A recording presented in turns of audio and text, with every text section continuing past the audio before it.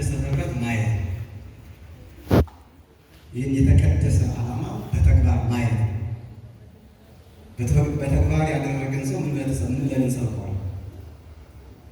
ምን ብለን እንነግረዋለን? እንዲሁም ለማጽናት ያህል ካልሆነ ምናልባት ደግሞ ለዚህ ክብር ያልበቃ ግን ደግሞ ተስፋ ያለው ለዚህ ክብር ያልበቃ ግን ደግሞ ነገን የሚጠብቅ ሰው ሊኖር ስለሚችል እሱን ለማንቃት ልክ ደካማ በሬን ገረፍ ሲያደርጉት እንደሚነቃ በደንብ የማይሰክር ፈረስን በአለንጋ ወይም አለንጋ ሲያርፈውበት እንደሚነቃ እንደዛ ለማንቃት ካልሆነ በቀር አሁን ዛሬ በእንደዚህ ያለ ህብረት ለምትታዩ ወንድሞችና እህቶች፣ ለምትታዩ እናቶችና አባቶች እኔ ስብከት ያስፈልጋቸዋል በጊዜ ያለምን በራሳችሁ ሰባችሁ ስለሆናችሁ በተግባር ስለሰበካችሁ ማለት ነው። እግዚአብሔር ይህንን ክብር በመላእክት ፊት እንዲመሰክርላችሁ ያደርግላችሁ። ሌላውንም ማህበረ ምዕመናን ወደዚህ ክብር ያመጣው የክርስቶስ ዓላማ ወይ የክርስቶስ ዓላማ ወይ ቤተክርስቲያን ዓላማዋ ተጋድሎዋ አስተምሮቷ ይህንን ህብረት ማየት ሌላ ዓላማ የለም። ይህ ህብረት ደግሞ በጣም የሚደንቀው ነገር በዚህ የሚቀር አይደለም። ምንም እንኳን ምድራዊ አካል ምድራዊ ማንነት ያኛውን ሰው ይህን ያደረገ ማን ነው? ይህን ያደረገ እግዚአብሔር ድጋሚ የተመሰገነ ይሁን እና የዕለት እንጀራችንን ስጠን በል ውስጥ አሁን ትገቡት የምን እንጀራችንን ስለሱ እናወራለን። ይሄ ሁሌ የምታውቁት ነው። ጥቅስ መጥቀስ አይጠበቅብኝም። አባታችን ሆይ በሚባለው ጸሎት ማቴዎስ ወንጌል ላይ በተጻፈው በዘወትር ጸሎታችን ላይ በተለያዩ የሃይማኖት መጽሐፍ ላይ ሁሉ ይህ ቃል አለ። አዲስ ቃል አይደለም። ለጆሮአችን ለእናንተ ደግሞ በተግባር የተተገበረ ቃል ነው። ለቤተ ክርስቲያን ደግሞ ድምጿ፣ ሕይወቷ፣ ማንነቷ የዕለት እንጀራችንን እንበለን ስጠን። ቃሉ በደንብ አድርገው ስለ ሃይማኖት ምስጢር የማያውቁ ሰዎች መጽሐፍ ቅዱስን በደንብ ለማያውቁ ሰዎች የዕለት ጉርስ እንጀራ ይመስላል። ቤታችን ሄደን የሚቆርሰው እንጀራን ይመስላል። ከሱቅ ገዝተን ከዳቦ ቤት ገዝተን ስለምንበላው ዳቦ ይመስላል። ግን እውነታው እሱ አይደለም። ከዛ አለፈ ነው። ክርስቶስም ስለ እሱ አይደለም የተናገረው። እዚህ ስለሚቆረሰው እንጀራ ወይም ደግሞ ስለሚገዝተን ስለምንበላው ዳቦ አይደለም ያወራው። ምክንያቱም ስለ እሱ እንዳያወራማ የሰማይ አዕዋፋት ምን በሉ ተመልከቱ ብሏል። አሕዛብም ተመልከቱ ብሏል። በአዕዋፍ የተመሰሉት እነሱ እነሱ የዕለት እንጀራችን ስጠን ብለው ወደ እግዚአብሔር አይጸልዩም፣ ግን አያስረባቸው። የዕለት እንጀራ አያጡ፣ የዕለት ጉርስ አያጡ። እዚህ ክርስቶስ የዕለት እንጀራችንን ስጠን በሉና ጸልዩ በሚለው ጸሎቱ ትምህርቱ ውስጥ ይህን ቃል የተናገረው ስለ ምድራዊ እንጀራ እንዳልሆነ በዚህ መረዳት እንችላለን። ትርጓሜው ብዙ ነው የሚለው የዕለት እንጀራ ሲነሳ ማለት ምን ማለት ነው የሚለው ግን ከእናንተ ከዛሬው ዓላማ ጋር ብቻ የሁለተኛውን በሁለተኛው አንድምታቸው ሊቃውንት ሲተረጉሙ ዛሬ ለበቃችሁበት ክብር ለቅዱስ ሥጋውና ለክቡር ደሙ ሰጥተው ነው የተረጎሙት። ለምንድን ነው የምንቆረው? ለምን ቆረባቸው? ለምን ሥጋው ደግሞ እንድንቀበል ቤተክርስቲያን ታስተምራለች?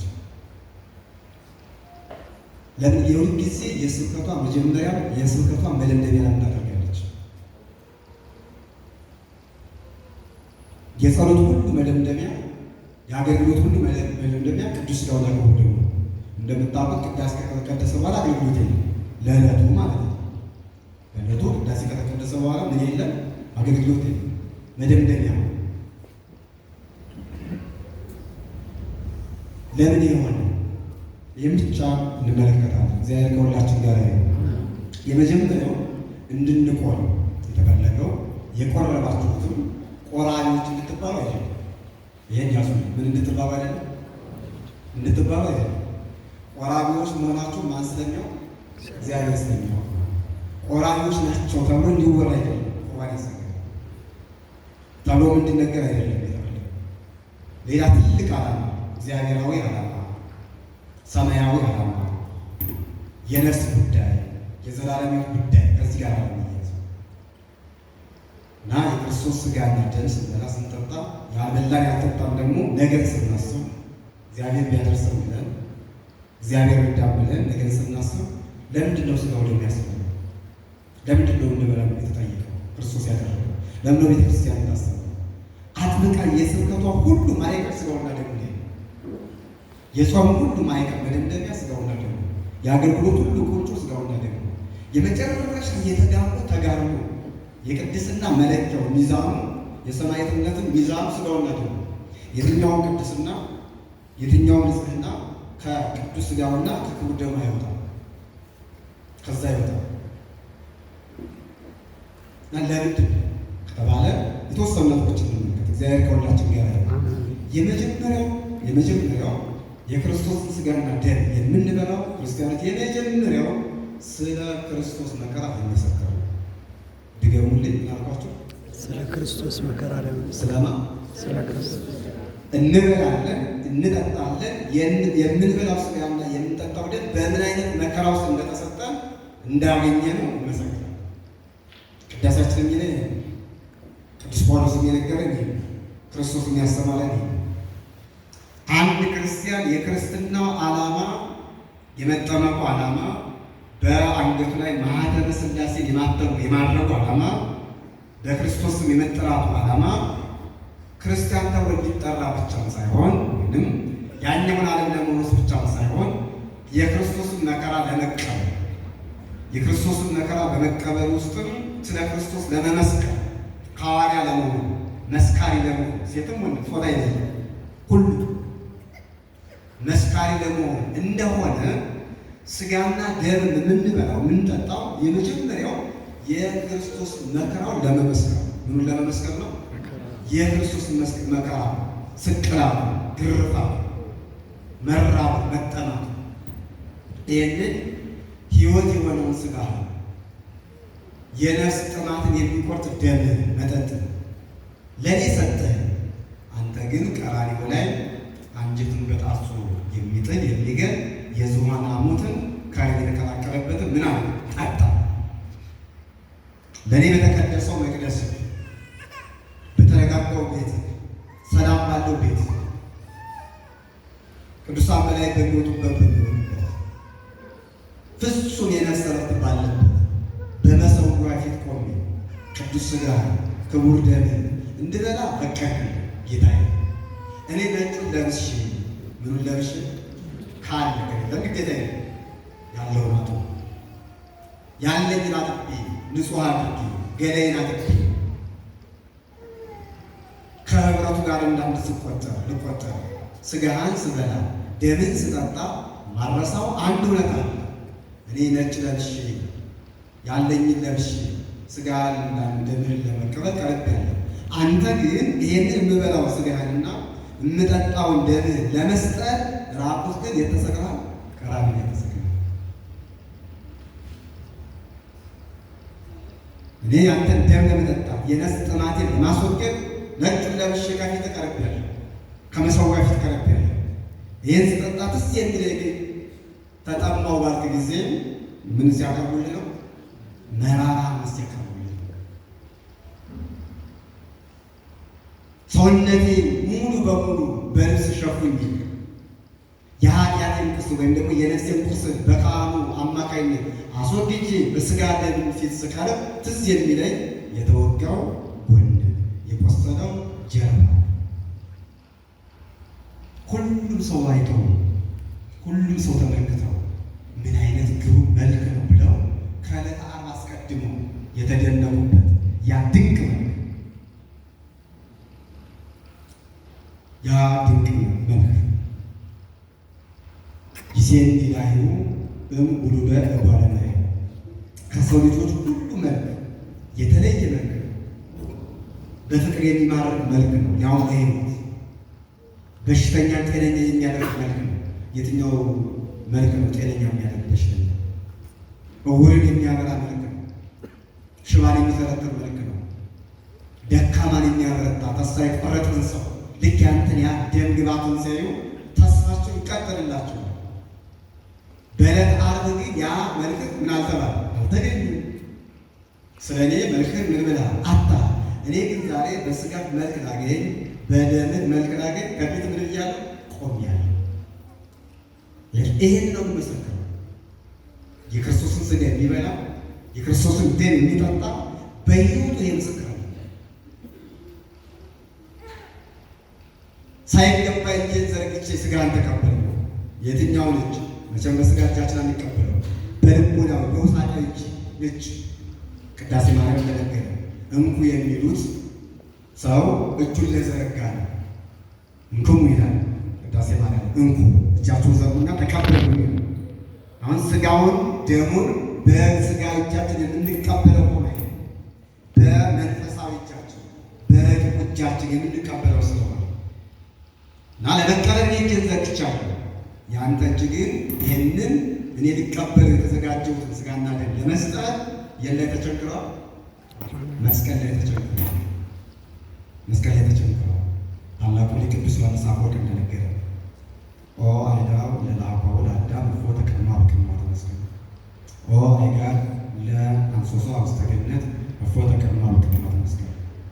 እኔ ዛሬ የምበላውን ስጋ ዛሬ የምጠጣውን ደም ለእኔ ለመስጠት እኔን ከራቤ ለማጽናናት ለማስወገድ ራቤን ከኔ ለማራቅ የነፍሴን ጥሜን ለመቁረጥ ቁስሌን ለመፈወስ በቀራንዮ ላይ ለተቸነከሩ እጆች እንደ ብራና ለተወጠሩ እጆች እንደ ብራና ለተወጠሩ እግሮች የሮማ ወታደር ምስማር ለበሳቸው ከእንጨት ጋር ከእንጨት ጋር አንድ ላደረጋቸው እጆች ኦ አንዱ ይገባል።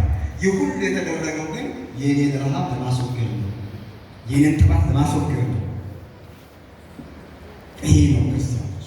ዛሬ ስጋውን የበላችሁት ደሙን የጠጣችሁት ነገ የምትበሉት የምትጠጡት እንበላው የምንጠጣው ቤተክርስቲያን እንድንበላው እንድንጠጣ ዕለት ዕለት የምትሰብከን የምታስተምረን የክርስቶስ መከራ ለመሳተፍ ነው፣ ለመመስከር ነው። ራሱ ቅዱስ ጳውሎስ ምንድን ነው? ይህንን እንጀራ ይህንንም ወይን በጠጣችሁና በበላችሁ ጊዜ የክርስቶስን መከራውን ምን ትላላችሁ?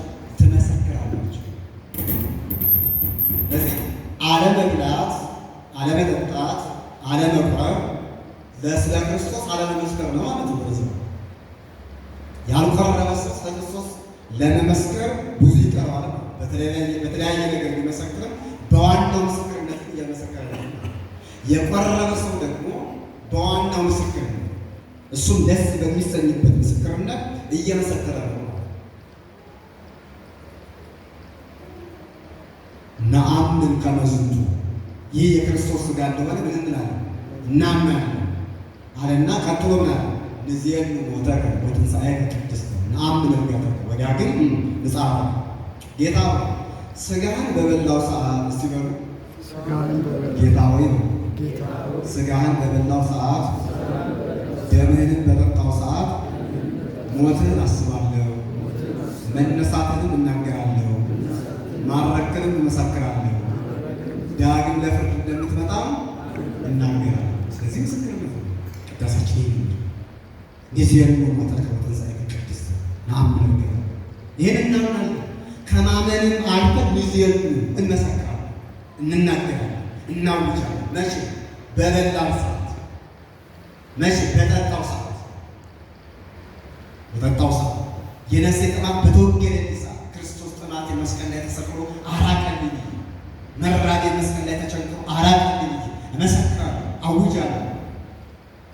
ስለዚህ አቤቱ ሥጋህን በልቼ ደምህን ጠጥቼ የቀራንዮ መከራ እንድመሰክር የዕለት እንጀራ ምን በለህ ስጠኝ።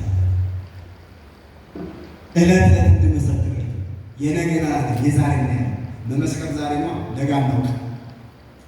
ሰው ሃይማኖቱን የሚመሰክረው ሃይማኖቱን የሚያጸናው ንስሐ ገብቶ የቅድስና መንገድ የሚጀምረው አሁን ስለ እዚህ የመጀመሪያ ሰው የሚቆርበው የቆረባችሁትን የምንቆርቡም እንድንቆርብም ቤተክርስቲያን የምታስተምረን የማን መከራ ለመመስከር ነው?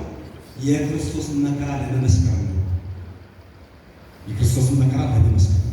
ይሄ መጀመሪያ ብቻ ያዙ። ያልቆረባችሁም ይሄን ወጣቶች፣ ወንድሞች፣ እህቶች ካላችሁ አባቶችም ካላችሁ ብዙ ስትበሉ ለመመስከር ነው። ክርስቶስ ያለው በሰው ፊቱ የመሰከረልኝ እኔ ቤት መሰከርለታል። ይህ ትልቅ አዋጅ ነው ክርስቲያኖች፣ ትልቅ አዋጅ። ዛሬ ይህንን የተሰማችሁ ነው። ባልቆረቡ ሰዎች ግን ደግሞ ለመቁረብ ገና ማሰላያ ያሉ ሰዎች መካከል እናንተ ስትቆርቡ ምስክርነቱ በአዋጅ እየተናገራችሁ በማይናገር አለ ቃል አውጥታችሁ የምትናገሩ ግን በተግባር በተግባር እየሰበካችሁ እህቴ ቆረበች፣ እግዚአብሔር ፈቀደላት። ወንድም ይቆረብ፣ እግዚአብሔር ፈቀደ። ግን ጥያቄ ተጠይቃችሁ እንድንቆርብ እግዚአብሔር መቼ ነው የፈቀደ? እንድንቆርብ እግዚአብሔር መቼ ነው የሚፈቅደው? እግዚአብሔር ሥጋውና ደሙ እንድንቀበል የፈቀደው ቀራንዮ ነው። እየሰማችሁ ቀራንዮ። አንዳንድ ሰው እግዚአብሔር ይፍቀድ፣ በእርግጥ ጥሩ ነው። ሁሉም ማን ካልፈቀደ አይሆንም። ግን እግዚአብሔር የፈቀደው መቼ ነው? ቀራንዮ ላይ ሥጋው ሲሰጥ። ያንቺ በለጣም ትዝላችኋል። የጸሎት ሐሙስ ነው ይሄ ነገ ስለ እናንተ ስለ ዓለም ሁሉ የሚቆረሰው ምን ሥጋዬ፣ ይህ በእናንተ አማካኝነት በእናንተ መደብን ለዓለም ሁሉ የሚፈሰው ቤዛ የሚሆነው ምን ደሜ ነው ብሎ ሲሰጠን ያን ጊዜ ከዚህ የበላ ከዚህ የበላ የዘላለም ሕይወት ያለው ብሎ የተናገረ ሀሳብ ያን ጊዜ ክርስቶስ የፈቀደ ፍቃዱ ከኛ አሁን የሚጠበቀው የእኛ ፍቃድ እንጂ እግዚአብሔር ፍቃድ እንዲህ ስላችሁ አሁን የእግዚአብሔር ፍቃድ ያስፈልግ ማለት ነው። ግን ክርስቶስ ፈቅዶ አንድ ጊዜ ፈቅዶ ራሳችንን ወደ ክርስቶስ ለማምጣት ማሸነፍ ያለብን ራሳችን መንገድ ክርስቶስ የተዘጋ በር ለመክፈት ይቻላል። የተከፈተ በር ማለት ፍቃዱ ናት ይላሉ ሊቃውንት። ምኑ ናት? ፍቃዱ ናት እንጂ በቁልፍ የሚከረቸም በር ናት። ፍቃዱ ናት። ምን ማለት የተከፈተ በር ሰጥቻለሁ ማለት ወደ እኔ እንድትመጣ ፈቅጄልሃለሁ፣ ቃሌን እንድትሰማ ፈቅጄልሃለሁ፣ ሥጋዬን እንድትበላ ፈቅጄልሃለሁ፣ ስለ እኔ እንድትመሰክር ምን ብዬልሃለሁ? ፈቅጄልሃለሁ። ከኃጢአት የምንነጻበትን ደም ከርኩሰት የምትቀደስበትን ሥጋ ሰጥቻለሁ። በተከፈተው በር መግባት የማን ድርሻ ነው? የአንተ ድርሻ ነው። የተከፈተ በር ሰጥቻለሁ ማለት ፍቃዱ ነው። ስለዚህ የክርስቶስን ሥጋና ደም ይበላ የሚጠጣ የዕለተ ዓርቡን የክርስቶስን መከራ በተግባር የሚመሰክር ነው። ከቃል አልፎ ዋናው ተግባር አይደለም፣ ከቃል አልፎ በተግባር መመስከር። ይሄ መጀመሪያ። ሁለተኛ የክርስቶስን ቅዱስ ሥጋና ክቡር ደም ለምን እንበላለን ለምን እንጠጣለን ከተባለ ከኃጢአት ለመንጻት ነው። እስቲ በሉ ከምን ለመንጻት ነው? ከኃጢአት ለመንጻት። ከየትኛው ኃጢአት ከተባለ መጀመር ገዳኛ ከአዳምና ከሔዋን ኃጢአት ነው። ከግል ኃጢአታቸው ከምን ኃጢአታቸው? የአዳምና የሔዋን ኃጢአትማ አንድ ጊዜ መስቀል ላይ ምን ተብሎ ተወገደ። በሱ ማንም አይጠየቅም። እንኳን እኛ ልጆቹ አይጠየቅም። አንድ ጊዜ ክርስቶስ መስቀል ላይ አስወግዶታል። ስለዚህ ሰው ሆኖ የማይረድ የለም። አባቶቻችን ሊቃውንት ይላሉ ከሰው ወገን ከመሬታችን በቀር ጥቂት ጽነት የማይገኝበት ፍጡር የለም። ከማን በቀር? ከመሬታችን በቀር ምንም እንኳን ፍጹም ቅዱስ ቢሆንም የመጨረሻው ደረጃ እስከሚደርስ እንኳን ጥቂት ጽነት አይጠጣም። ጥቂት ጽነት ሙሴና ወለም ቀርበሽም ለእናንተ ነገር ለመቃባር ማርዳት ይወርዳል። በብካልና ግስር የተማራችሁ አይጓችሁ ያሰፋችሁ ሰዎች ናችሁ። ሙሴ ለምንድን ነው ናበው ይቀር? ጥቂት የምትገኝበት ጽነት እኮ የምትገኝበት ምን የምትል ነው? 40 ዘመን ሙሉ ከሰማይ መና ሲወርድ ማነው የሚያወርደው የነበረ የሚለው ሙሴ እግዚአብሔር አወረደላችሁ የሚለው ያወረደላችሁ ነው። ያ አንዲት ሰዓት አንዲት ቀን ብቻ እኔ አወረድኩላችሁ ብሎ ከአንደበቶች ቃል ብትወጣ ጽነት ተገኘ። ናቡት ተስፋ ያደረጋትን የአባቶቹን ርስት ኢየሩሳሌም ሳያ አራ ሙሴ ኢየሩሳሌም አገር ግን የአባቶቹ ሀገር ለእነ አብርሃም በተስፋ የተሰጠች ሀገር ነው። ለእነ ይስሐቅ በተስፋ የተሰጠች ሀገር ነው። አላየሁም ሙሴ ሀገር ሰጠኝ ግን ሰው ሆነ ጽነት ተገኘ። በአዲስ ኪዳን እንደዚህ ያው አባቶቻችንን ሐዋርያት መንፈስ ቅዱስ ወግላቸው እስኪጸሩ ድረስ ጽነት ይገኝባቸው እስከሚያጸናቸው ድረስ ሌሎችም እንደዚህ ነው። በሦስተኛው መቶ ክፍለ ዘመን የተነሱ እዚህ መጽሐፍ መነኮሳት ላይ ስታነቡ እና አባ ጳውሊ በነበሩበት ዘመን ርዕሰ ባህታዊ እና አባ መቃርስ በነበሩበት ዘመን እና አባ አርሳኒ በነበሩበት ዘመን እነዚህ ሰዎች በነበሩበት ዘመን መጨረሻው ማዕረግ ላይ እንኳን ደርሰው ጥቂት ጽነት ትገኝባቸው ነበር። ጥቂት በዛች ምክንያት እግዚአብሔር ደካማነታቸውን እንዲያውቁ ያደርጋቸው ነበር። ለምሳሌ መቃርስን ይከሰባቸው መቃርስ እንደኔ ያለ ቅዱስ ማን አለ ብሎ ጥቂት ጽነት መጣች። ከሱ የሚበልጥ ዓለም ውስጥ ሌላ ሰው እንዳለ የምታውቃ ነው ጊዜ አንተ ገዳን የተከተትኩ ብቻ ሳይሆን ቅዱስ ዓለም ላይ እየኖረ ምን አለ ቅዱስ የሆነ ሰው አለ፣ ንጹሕ የሆነ ሰው አለ ብሎ እንዲያውቃ ነው። አሁን መቃርስ ኃጢአት ሰርቷል በድሎ ያችን ጥቂት ጽነት በቅድስናው ስለተነቃ እንዲያውቃ። ስለዚህ ሰው ሆኖ ሀሳባችንና ወደ ጉዳያችን ሳናንለቅ ሰው በሳሙናና በውሃ ይታጠባል። ንጣቱን የሚያገኘው ግን በፀሐይ ብርሃን መልሶ ያን እንዲያገኝ የምን የቀደመ ንጣታችን የነፍስ ንጽህናችን የነፍስ ቅድስናችን የምናገኘው በክርስቶስ ሥጋ ነው። በንስሐ እንነጻለን። እስቲ በሉ ድገሙት። አሁን ድገሙ። በሥጋ ወደሙ እንቀደሳለን። በምን እንቀደሳለን? ንስሐ ማንጫ ነው። ሥጋ ወደሙ ግን ማለት ነው መቀደሻ፣ መጨረሻ። ንስሐ ንጹሕ ያደርጋል፣ ቅዱስ ግን ያደርጋል። ቅዱስ የሚያደርገው ሁሉ ነው ቅዱስ ሥጋውና ክቡር ደሙ። ስለዚህ ከኃጢአታችን በገቢር ባንሰራ በሌሊት እንሰራለን። በሌሊት ባንሰራ 100% እርግጠኛ ባህል ይሰራል። የነብዩ የገቢሩ እርግጠኛ ላልሆን ይችላል። ምክንያቱም እናንተ ስለያካቁን እንደሰለና የሐልዮ ግን መጽሐፍ እንደነገረ ከሐልዮ ኃጢአት ማንም ከመቤታችን ውጭ ምን ሊሆን አይችልም፣ ሊነጻ ይችላል። ቁርባን ላይ ስንደርስ ስሉስ ያለ እናዚህ ማለት ነው። ስሉስ ቅዱስ ዘይትነገር ሀበንዲከ እንሳ ለሕይወት። አቤቱ ቅዱስ ስሉስ ሆይ በአንድነት የምትመለከው ሦስትነት የምትሰሙት እግዚአብሔር ሆይ አብ ቢሉ የልጅን ሥጋ ለአብ ሥጋ በተው ስለማይነገር መንፈስ ቅዱስ ቢሉ የአካላዊ ቃል የወልድ ሥጋ ወልድ ቢሉ በቀራንዮ ላይ የከፈልከው የቆረስከው ያፈሰስከው ደም የቆረስከው ሥጋ እንድበላ አቤቱ አድለን ፍቀድልኝ ብለን የምንጸልያት ጸሎት እንድንጸልያት የተደረገችው ሥጋውን ተቀብለን ደሙን እስከምንቀበል በሐልዮ ኃጢአት ይመጣል። አብሊቃው በምን ይመጣል?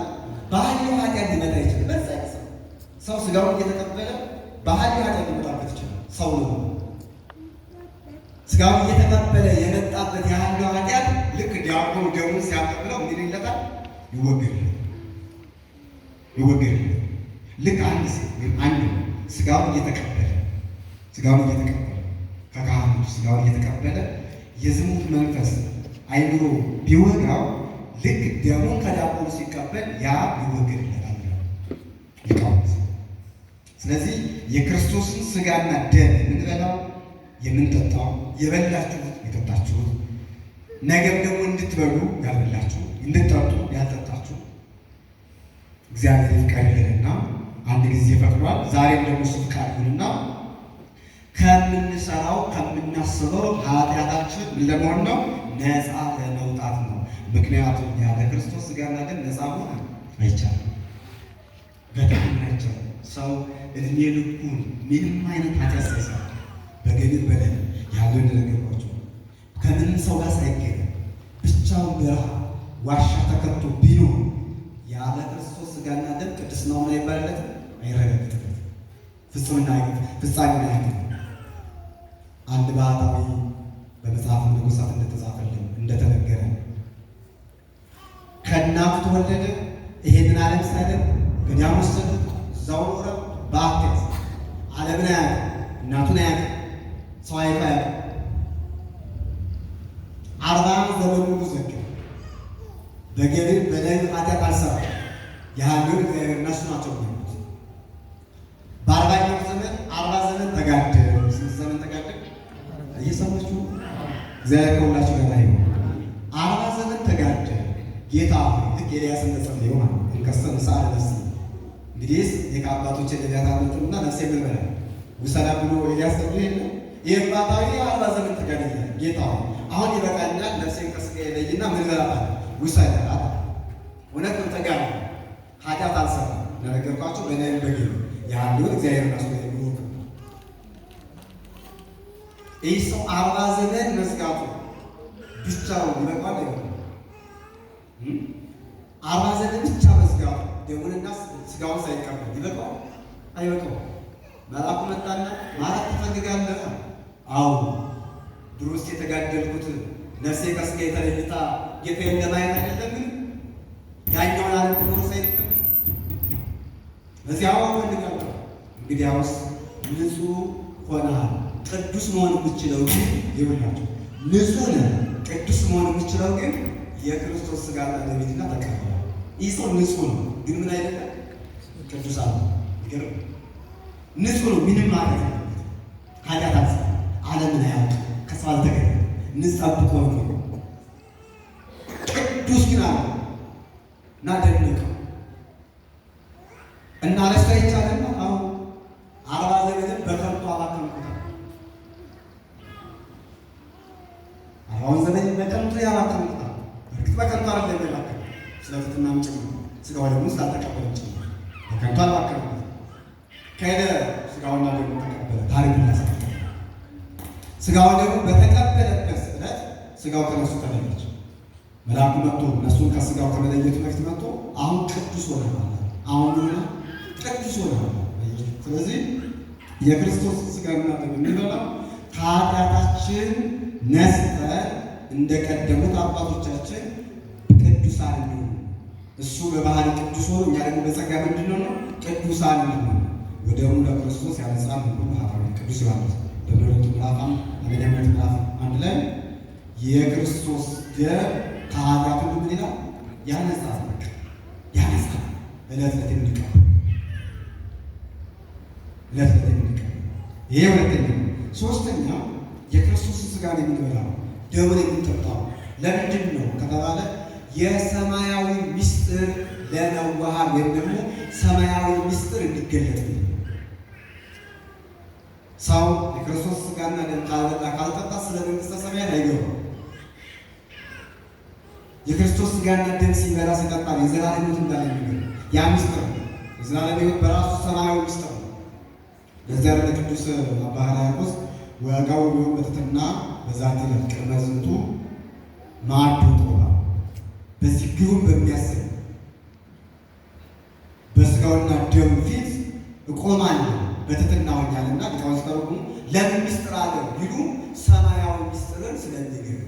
እስቲ በሉ ምናዊ ምስጢርን አባ ሕርያቆስ ምስጢር ያለው ሥጋውና ደሙ ከአምስቱ አዕማደ ምስጢር እንዳለ ሆኖ ሰማያዊ ምስጢር የሚገለጥበት ስለሆነ የዘላለማዊ ሕይወትን የምንረዳበት ስለሆነ አይምሯችን እሱ ነው፣ ልቦናችን እሱ ነው። የክርስቶስ ሥጋና ደም እሱን ስንበላ እሱን ስንጠጣ ነው ሞትም ሕይወትም እንዳለ ነው።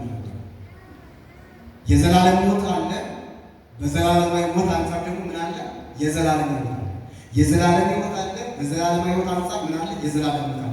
ይሄንን እውነት የምንረዳው ይላል ይህን ሕይወት የምንረዳው እውነት የምንረዳው ወይም ምስጢሩን የሚገባ የክርስቶስ ሥጋና ደም ስንበላ ስንጠጣ። ለዚያ ቅዱስ ዮሐንስ አፈወርቅ ወሶበ ይበው ውስተ ልብ ንጹሕ አሚሃ ያነቅሖ ለተናግሮ ሰው የክርስቶስ ሥጋና ደም በበላ በጠጣ ጊዜ ከኃጢአት በንስሐ ነጽቶ ቅዱስ ለመሆኑ ሥጋውና ደሙ በበላ በጠጣ ጊዜ አሚሃ ያነቅሖ ለተናግሮ በልሳነ ነፍስ እንዲናገር ያደርገዋል። እስቲ በሉ በምናዊ አንደበት በልሳነ ነፍስ ልሳነ አንደበት በልሳነ በስጋ በልሳነ ነፍስ እንዲናገር ያደርገዋል። ያ በልሳነ ነፍስ እንዲናገር የሚያደርገው ምንድን ነው ከተባለ እንዲናገር የሚያደርገው ሥጋውና ደሙ የሚያናገረው ደግሞ ሰማያዊ ምስጢር ነው። ሰማያዊ ምንድን ነው? የዘላለም ሕይወት እንዳለ ባይበላ ደግሞ የዘላለም ሕይወት እንዳለ መንግሥተ ሰማያት እንዳለች በቀኝ በኩል እንዳለ ገሃነመ እሳት መሻገር እንዳለ በሥጋውና ወደሙ በሥጋና በደሙ ማዕበል መርከብ መሻገር እንዳለ ምስጢር ይገለጥልናል። አባቶቻችን የአብነት መምህራን ትምህርት ያለውን ደቀ መዝሙር ገዳም ሄድና እናሱ የቆይተው ሥጋና ደም ተቀበልና እየሰማችሁ ነው። የአብነቱ ሕይወት ስለማልቀው ቀለም እምቢ ሲል የዜማ ተማሪ ከሆነ ዜማ፣ የትርጓሜ ተማሪ ከሆነ የትርጓሜ፣ የቅኔ ተማሪ ከሆነ እንደዚያው በየፈርጁ ቀለም እምቢ ሲለው መምህሩ ቀጥታ የሚለው ይህን አንዱ ገዳም ሄድና አንዱ ቤተክርስቲያን ሄድና ለዚህ ያህል ቆይና ስጋና ደም ተቀበል ነው። ያ ሰው ያደቀመ የመምህሩን ቃል በሚገባ ሄዱ ፈጽሞ ከመጣ አስቀድሞ እምቢ ይለው የነበረው ቀለም አሁን እሺ ነው። አሁን ይገባው ይስተካከላል። አይኑ ልክ እንደተዳመጠ ብርሃን ነው። የተዳመጠ ብርሃን የትኛውን ቀለም ተቀቡት ይቀበላል። ወይም እንደ ነጭ ልብስ ወይ ነጭ ልብስ የትኛውን ቀለም ተቀቡት ይቀበላል። በሩቅ ይታያል ቀለሙ ተለውጦ ልክ እንደዛ የትኛውን ቀለም መቀበል ይችላል አይኑ። ለምን ዮሐንስ አስቀድሞ ነው ሊቁ ዮሐንስ አፈወርቅ ማለት ነው። አኒያ ያነቆ ለተናገ ስጋውና ደሙ በተቀበለ ሰዓት የትኛውን ጽሑፍ ተቀበለ ሰዓት አይኑ ምስጢር እንዲመረምር ይረዳዋል፣ ያደርገዋል። ሰማያዊ ምስጢር እንዲናገር ያደርገዋል። ለተቀየቁ ስጋውና ደሙን ከተቀበሉ በኋላ ሊያስተምሩ ሲወጡ በኃይል ላይ ኃይል ይጨመርላቸው ነበር። በጸጋ ላይ ጸጋ ይጨመርላቸው ነበር። ትናንትና ያልተገለጠላቸው ምስጢር የበለጠ ይገለጥላቸው ነበር። ሲናገሩ በግርማ በሞገስ በኃይል ይናገሩ ነበር። ግን መጀመሪያ ሄዶ ቤተ መቅደስ ስጋውና ደሙን ተቀብለው ይመጣሉ። ሐዋርያትም እንደዛ ያደረጉ። ለዚህ የሰማያዊ ምስጢር እንዲገለጥ የቤተክርስቲያን ምስጢር እንዲገለጥ በተለይ ደግሞ እናትና አባቶች ልጆቻችሁ ሲቆረቡ የምሬ ነው ዓለማዊ እውቀት እንኳን አይከብዳቸው። እንኳን አይደለም መንፈሳዊ ይቀሪ እውቀት አይጠቅም ማለት አይደለም። ይቀሪ ስለሆነ ማለት ነው። አላቱ እሱ ሊገለጣል። ለአይምሮ እንደተዳመጠ ብርሃን ላይ ይሆናል ነው የሚጠብቀው እንዲሁ። ስለዚህ የክርስቶስ ስጋና ደም የምንበላው የምንጠጣው በሶስተኛ ደረጃ የሰማያዊ ምስጢር ምን ለማለት ነው? ለመረዳት ለማወቅ ነው እንዲገለጥ ነው። የሶስተኛ አራተኛ የክርስቶስን ስጋና ደም የምንበላው የምንጠጣው ለምንድን ነው ከተባለ የክርስቶስን ስጋና ደም የምንበላው የምንጠጣው ሁለተኛ ሞት በእኛ ላይ እንዳይሰለጥን ነው። ሲበሉ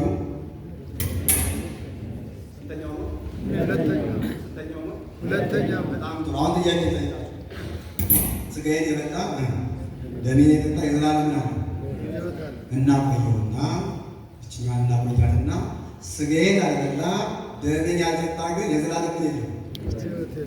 የዘላለም ሕይወት የለውም ማለት ሲተረጎም የሞት ሞት አለበት ማለት ነው። የዘላለም ሕይወት የለውም ተባለ ምን ነው ሊኖር የሚችል የዘላለም ሞት አለበት። ምክንያቱም ሕይወት ሁለት አይነት መልክ ነው። ወይ የዘላለም ሕይወት ነው ወይም ደግሞ የዘላለም ሞት ነው። ከዚያ ያ ከሞት በኋላ የሚቀጥለው ይሄ የዘላለም ሞት ይቀጥላል በአንድ ሰው ላይ ማለት ነው። ወይ ደግሞ የዘላለም ሞት ይቀጥላል።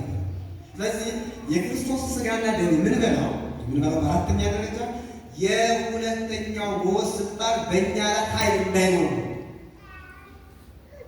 የክርስቶስ ስጋና ደም የበላ የጠጣ የዘላለም ሞት ወይም ደግሞ ሁለተኛው የነፍስ ሞት በክርስቶስ ስጋና ደም በተቀበለ አካል ላይ ስልጣን አይደለም፣ አቅም አይደለም መተጋደል። ቅዱስ ዮሐንስ በራእዩ ብፁዓን ወቅዱሳን ለረከቡ ክፍለ በትንሣኤ እንተ ትቀድም መጽንያ በመጀመሪያዊቱ ትንሣኤ እስቲ በሉ ድገሙት። አሁንም ድገሙት። በመጀመሪያዊቱ ትንሣኤ እድል ፈንታ ጽዋ ተርታ ያገኘ ሰው ንዑድ ነው ክቡርም ነው አለና ላለመሰላቸው የዘላለም ሞት በሱ ላይ ያስቀጥል። አሁን የዘላለም ትንሣኤ የመጀመሪያው ትንሣኤ ናቸው። አሁን የተነሳቸው ትንሣኤ ሰው ሲታመቅ ሲያምን ሲታመቅ እዛ ንስሐ ሲገባ እዛ ደግሞ ልክ እንደዚያው ስለሆነ ደግሞ ሲቀበል የመጀመሪያው ትንሣኤ ተነሳ ይባላል። የመጀመሪያው ትንሣኤ ትንሣኤ ሕሊና ይባላል፣ ወይም ደግሞ ትንሣኤ ልቡና ይባላል። እስቲ ትንሣኤ ልቡና በሉ። በመጨረሻ ዘመን የምንነሳው ትንሣኤ ሥጋ ነው። እንደምታውቁት ምንድን ነው አልኳቸው? ትንሣኤ ሥጋ ነው። የሞተው የፈረሰው የበሰበሰው ሥጋችን። አሁን ግን ምናችን የምንነሳው ልቡናችን የምንነሳው ይህ ትንሣኤ ልቡና ይባላል። አሁን ትንሣኤ ልቡና ውስጥ እናንተ አለ ትንሣኤ ሕሊና ተነስታችሁ ዛሬ የሚቆረብ ሰው የሚቀበር ሰው ደሙን የሚጠጣ ሰው ንስሐ የሚገባ ሰው ልክ እንደናንተ እንደዚህ ደሙ በክርስቶስ ፊት የክርስቶስ ሙሽራ ሆኖ የቀረበ ሰው ትንሣኤ ልቦና እጇል ጨብጧል፣ ተነስቷል።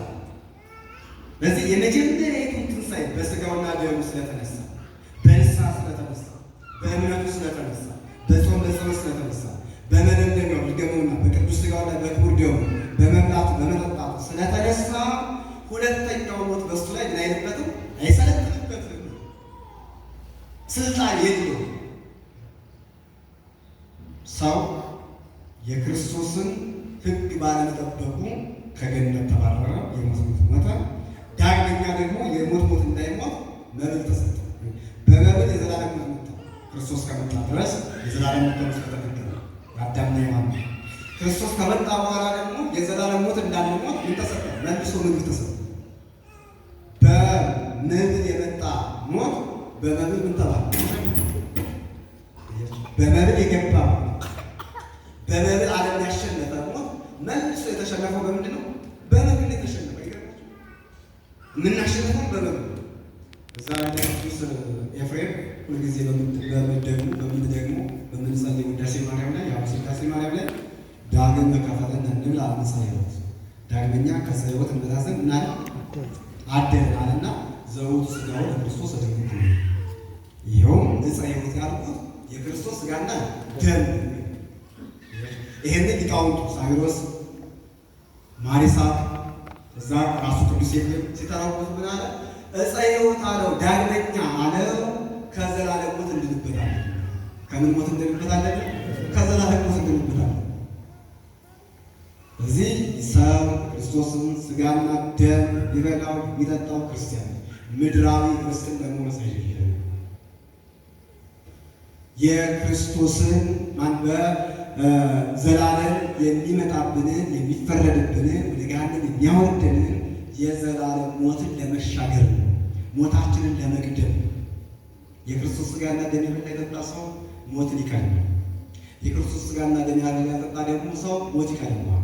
አሁን ሞትን መቅደም ነው የሚሻለው? ሞት ቢቀድም ነው የሚሻለው? ሞትን መቅደም ነው የሚሻለው? ሞትን መቅደም የሚሻለው ደግሞ እንደዚህ አሁን የበላችሁ የጠጣችሁ እግዚአብሔር ያጽናችሁ። በዚህ አሜን አሜን ነው። እግዚአብሔር በዚህ ያጽናችሁ።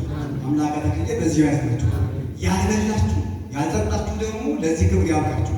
ምክንያቱም ሞትን መቅደም ስለ የበላችሁ ቀድማችሁ ግን ደግሞ እንዳይቀድማችሁ መልሶ ልማት አለባችሁ፣ መጽናት አለባችሁ።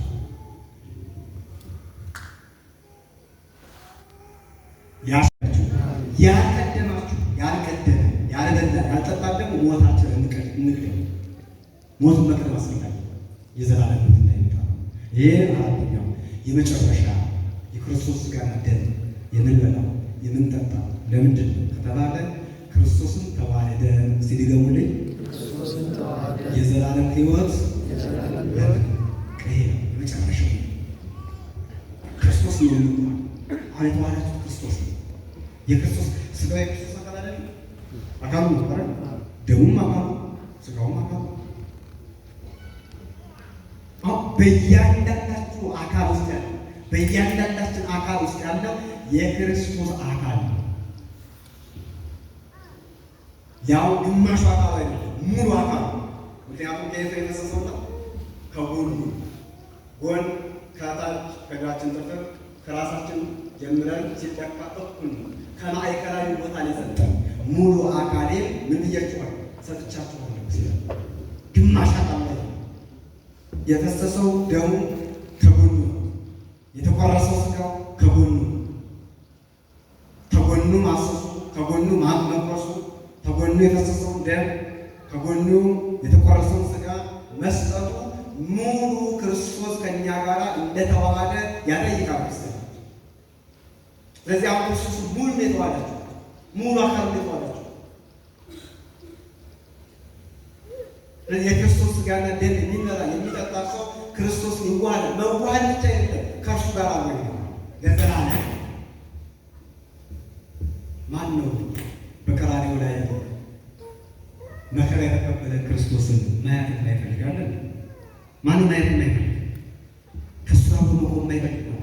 የሁላችን ናፍቆት ክርስቶስን ማየት ማለት ማንም ማየት ነው። ከዚህ ውጭ ናፍቆት የለም።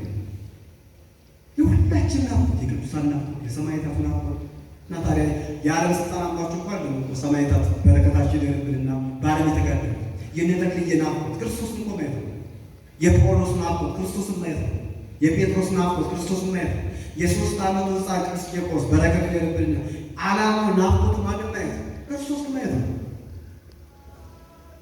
የኛ የክርስቲያኑ ናፍቆታቸው የካህናቱ ናፍቆት የቤተክርስቲያን ናፍቆት የምእመናን ናፍቆት ሌላ አይደለም። በእውነት ወዳጆች ሌላ አይደለም።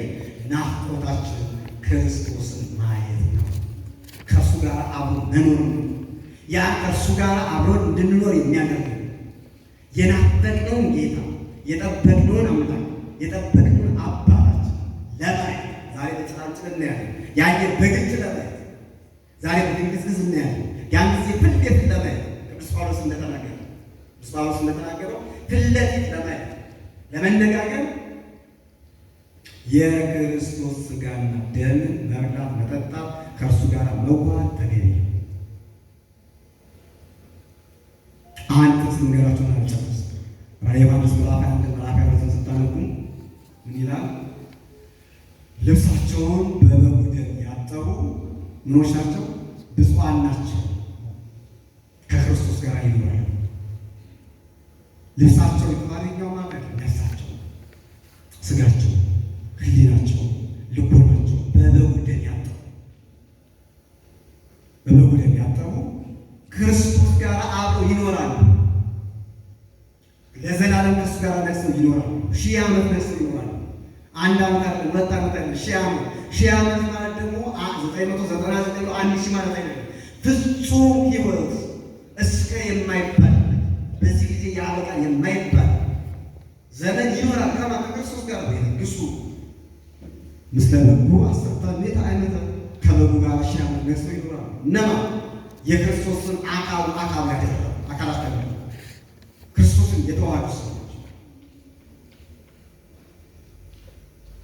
እሱን በናፍቆት ይጠብቁና ለዘላለም እንዲህ ሲል ይኖራሉ። ማራናታ ይላል። ምን ይላል? እስቲ በሉ ማራናታ በሉ። ድገሙት። አሁን ድገሙት። ምን ማለት ነው? ጌታ ሆይ ቶሎ ና ማለት ነው። ይሄን የሚሉ ሰዎች ስጋውን የበሉ ሰዎች ናቸው።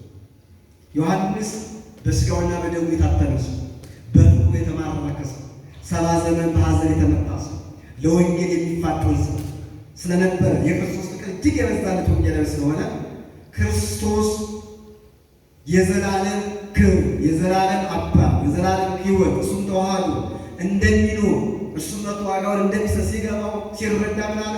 ጌታ ሆይ እናፍቅሃለሁና ቶሎ ና። ስለዚህ ቶሎ ና ብሎ የሚናፍቅ ሰው፣ ቶሎ ና ብሎ ክርስቶስን በጉጉት የሚጠብቅ ሰው ልክ እንደናንተ ስጋው የበላ ደሙን የጠጣ ነውና አምላካችን እግዚአብሔር ስጋውን በልተን ስለ ስሙ እንድንመሰክር፣ ስጋውን በልተን ከኃጢአት እንድንነጻ፣ ስጋውን በልተን ሰማያዊ ምስጢርን እንድንዋሃድ እንድናገኝ፣ ስጋውን በልተን የዘላለም ሞትን እንድንቀር፣ ስጋውን በልተን ክርስቶስን ተዋህደን መንግሥተ ሰማያት እንድንወርስ አምላካችን እግዚአብሔር ይርዳል። በዚሁ ያጽናችሁ፣ ለትዕቢት ያደርግባችሁ። ያቆረባችሁ ደግሞ ተስፋ ያላችሁ ደግሞ አምላካችን እግዚአብሔር በመሰዊያው ፊት በሞገስና በጽድቅ ያቆማችሁ። ያስተማረን የመከረን አምላከ ተክልዬ ስሙ የተመሰገነ ይሁን።